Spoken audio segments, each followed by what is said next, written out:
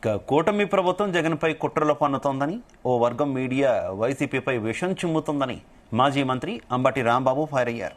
YS Jagan పర్యటనలకు ప్రజల నుంచి వస్తున్న ఆదరణను చూసి తట్టుకోలేక తప్పుడు కేసులతో ఇబ్బంది పెట్టాలనే లక్ష్యంతో ఉన్న కూటమి ప్రభుత్వం కుట్రలకు ఓ వర్గం మీడియా కూడా భాగస్వామిగా మారిందన్నారు.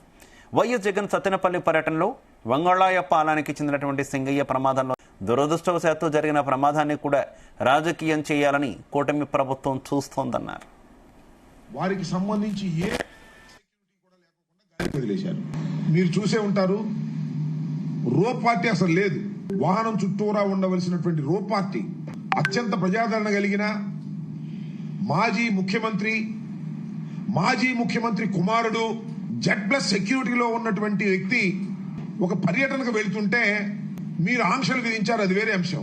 కనీసం జగన్మోహన్ రెడ్డి గారు చుట్టూ ఉండవలసినటువంటి రో పార్టీ గాని, జగన్మోహన్ రెడ్డి గారికి ఇచ్చినటువంటి ఆయన అమ్మట ఉన్న సెక్యూరిటీ తప్ప ఒక్క కానిస్టేబుల్ కూడా ఆ చుట్టుపక్కల సెక్యూరిటీ లేకపోవటం అనేది it is lapse of the government.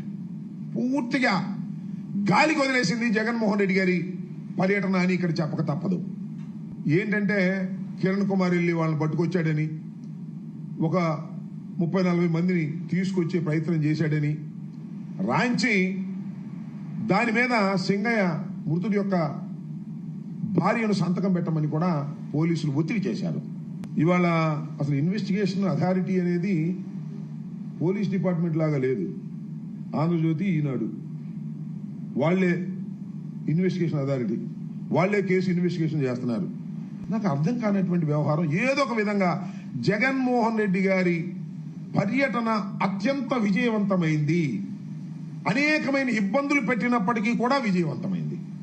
దీన్ని భరించలేక ఎన్ని కేసులు పెడుతున్నారు మా మీద. వారికి సంబంధించి ఏ విధమైన సెక్యూరిటీ కూడా లేకోకుండా గాలికి వదిలేశారు.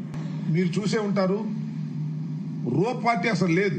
వాహనం చుట్టూరా ఉండవలసినటువంటి రో పార్టీ అత్యంత ప్రజాదరణ కలిగిన మాజీ